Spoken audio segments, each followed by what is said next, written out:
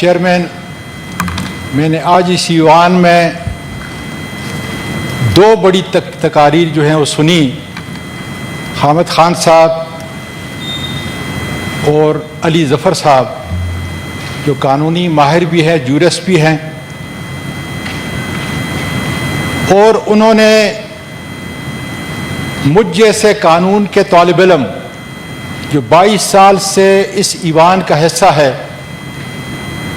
ان کے بزرگوں، ان کے دوستوں سے، اور خاص کر پرویز رشید صاحب جن سے میرا تعلق اگر 3 زاویے سے نہیں تو ایک ضرور ہے کہ وہ ہے عزت کا رشتہ،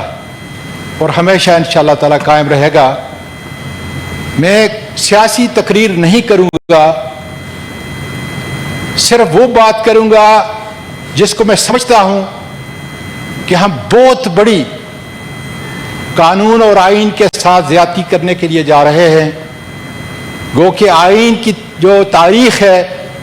انتہائی مسا اور انتہائی مشکل تاریخ ہے، اور اس سے ہم نکلے تھے۔ آپ کے لیڈر نے، پاکستان کے لیڈر ذوالفقار علی بھٹو نے، اور سارے قائدین نے، جتنی بھی جماعتوں کے قائدین تھے، بڑا زبردست آئین جو ہے ہم بنا کے دیا تھا، جس کو آج کا یہ بل، جس کو میں کالا آئینی شکوں پہ مشتمل یہ بل کہوں گا، اس کو مسح کرنے کے لیے جا رہا ہے۔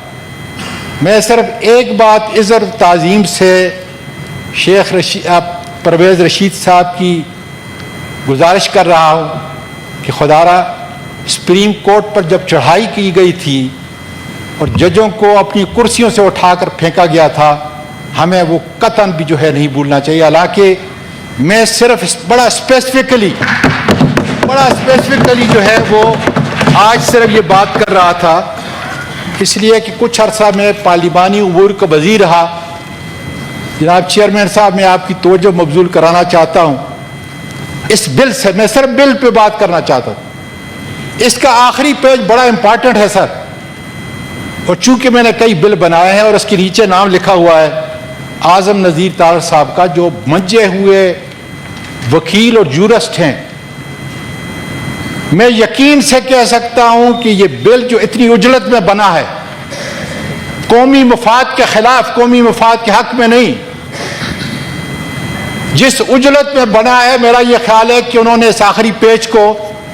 جو statement of objects and reason ہوتے ہیں، وہ بھی میرا خیال ہے ان کو پڑھنے کی فرصت جو ہے نہیں ملی، یا ان کو وقت نہیں ملا کہ کم از کم اس میں دیکھ لیں کہ جو ہم اس بل کے اندر امینڈمنٹ لے کے آ رہے ہیں، کیا یہ statement of object and reason جو ہے اس کا احاطہ کرتا ہے یا نہیں کرتا؟ میں کہتا ہوں کہ وہ نہیں کرتا، اس لیے کہ بنیادی طور پر ہم نے پرانے آرٹیکل 184(3) کی دھجیاں اڑا کے رکھتی ہیں، جس میں اوریجنل جوریسڈکشن جو تھی وہ سپریم کورٹ کی تھی، جس کی طرف ہر تکلیف والا، ہر مظلوم آنکھ اٹھا کے دیکھتا تھا کہ ایک ہے جہاں پر میں جا کر انصاف لے سکوں گا۔ اب جو آرٹیکل 175 191 جو پیش کیا گیا اس کو دیکھ لیں کہ کیا اس کے خد و خال اس سے ملتے ہیں یا نہیں۔ جوڈیشل انڈیپینڈنس جس کے لیے آپ سب نے، میرا یہ خیال ہے، اور ہم نے اپنی قربانی پیش کی، سارے ملک کے اندر اس وقت، میں اس کا نام نہیں لیتا اس وقت، وہ سپریم کورٹ کا جسٹس ہے، بڑا سینئر جسٹس ہے، لیکن اس کی طرف سے آواز آتی تھی کہ ہمیں ان چیزوں کی ضرورت تھی۔ میں سمجھتا ہوں پورے پاکستان کے اندر میں نے ان آزادی کے متوالوں کو جو عدالت کی انڈیپینڈنس کے لیے کوشش کر رہی تھی، میں نے پانی جو ہے پہنچایا اپنے وکلاء کو، اپنے سیاسی قائدین کو۔ آج اس کا جنازہ نکل رہا ہے۔ سپریشن آف پاور جو بنیاد ہے اس کی، اس کو ریپ اپ کیا جا رہا ہے، اور آزادی، اب میرا یہ خیال ہے کہ جس طریقے سے ہمارے بنیادی حقوق کا جنازہ نکل گیا، اب جوڈیشری جو ہے وہ نہیں کہہ سکتی کہ وہ انڈیپینڈنٹ ہوگی، اور اس کی تفصیل دو منجے ہوئے وکلاء نے اپوزیشن کی طرف سے بڑی تفصیل کے ساتھ پیش کی، اس میں نہیں جانا چاہتا۔ فنڈامنٹل رائٹ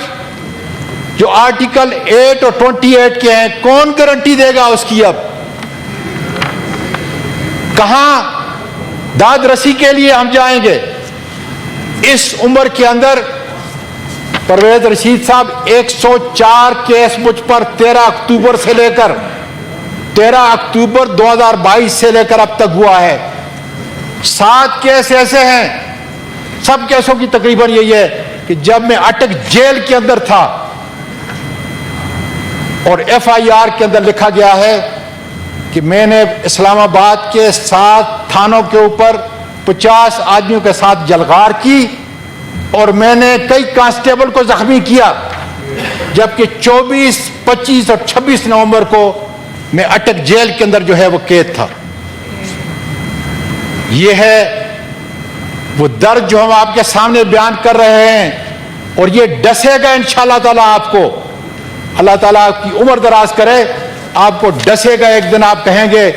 کہ ہم نے بہت بڑی غلطی کی ہے، جس طریقے سے حامد خان صاحب نے کہا، میں بھی کہتا ہوں کہ ہم نے بھی بڑی غلطیاں کی ہیں، اس کا اعتراف کرتے ہیں ہم، لیکن اس کا یہ مطلب نہیں ہے کہ بار بار اس ایوان کو کھلواڑ بنا کر اس آئین کو جو ہے اس کی روح کو تباہ کیا جائے۔ آرٹیکل 243، میں تو سمجھتا ہوں کہ یہ رول جو ہمارے اور آپ کے جناب آپ کسٹوڈین ہیں اس ہاؤس کے، کہ رول 99 اور رول 120، یہ کسی طریقے سے آپ اس کو نہیں جوڑ سکتے اس کے اندر، اس لیے کہ آپ جو بات کر رہے ہیں وہ کانسٹیٹیوشنل فیڈرل کورٹ کی بات کر رہے ہیں۔ اب نئے جوڈیشری باڈی کی کریشن ہوگی، اور خدا جانے میرا ملک کا آئین اور یہ سارے پریسیڈنٹ جو دنیا کے ہیں وہ کہاں جائیں گے؟ پھر اومیشن اتنی بڑی ہے جناب علی کہ آپ آرٹیکل 70 سب کلاس 3 اس کے تحت جو ہے یہ سارے جو کیسیں کہاں جائیں گے؟ کوئی پتہ نہیں ہے۔ یہ آبجیکٹس اینڈ ریزنز کے اندر باقاعدہ طور پہ آنا چاہیے تھا۔ اس لیے میں کہتا ہوں کہ میں صرف اسی بنیاد کے اوپر جس کے اوپر آپ جو ہے یہ لے کے آ رہے ہیں اپنی امینڈمنٹ، جب وہی ہال خالی ہے تو آپ کس طریقے سے اس پرپس کو جو ہے وہ حل کر سکیں گے؟ جناب آپ نے بار کونسل کو جو 18th امینڈمنٹ تھی، میں جے یو آئی کی طرف سے کئی دفعہ مولانا فضل الرحمان کی طرف سے مولانا فضل الرحمان صاحب کی طرف سے میں نے ان کو ریپریزنٹ کیا۔ کتنا وسیع کینوس تھا، کتنی وسیع طور پر ہم ایک دوسرے کی باتوں کو سنتے تھے، اور اسی لیے ہم نے جو مشرف کی، ضیاء الحق کی جو زیادتیاں تھیں اس قانون کے ساتھ، اس آئین کے ساتھ، اس کو ہم نے ریورس کیا۔ آج اس کو بلکہ اس سے بھی بدتر جو ہے ہم اس کی تباہی کے ضامن ہوں گے۔ آپ نے کسی بار کونسل سے نہیں پوچھا، آپ نے کسی ایسوسییشن سے نہیں پوچھا، آپ نے اس ایوان کے اندر بھی اتنا وقت ہمیں نہیں دیا کہ کم از کم آپ ڈیبیٹ کر سکیں، ایک دوسرے کو سمجھا سکیں۔ جس طرح علی ظفر صاحب نے کہا کہ ہو سکتا ہے کہ بہت ساری چیزیں ہم ڈسکشن کے بعد کوئی ایسا رستہ نکالتے کہ نہیں یہ رستہ صحیح نہیں ہے، یہ رستہ صحیح ہے، اور ایک کنسنسس جو ہے پیدا کر کے اس آئین کے لیے ہم کوئی بہتر صورت جو ہے کر سکے۔ اس لیے آبجیکٹ اینڈ ریزن ویگ ہیں، انکمپلیٹ ہیں، اس کا پورا سکوپ جو ہے بالکل عاری ہے۔ میں اس کو اپوزیشن کی طرف سے، پاکستان تحریک انصاف کی طرف سے مکمل طور پر ریجیکٹ کرتا ہوں۔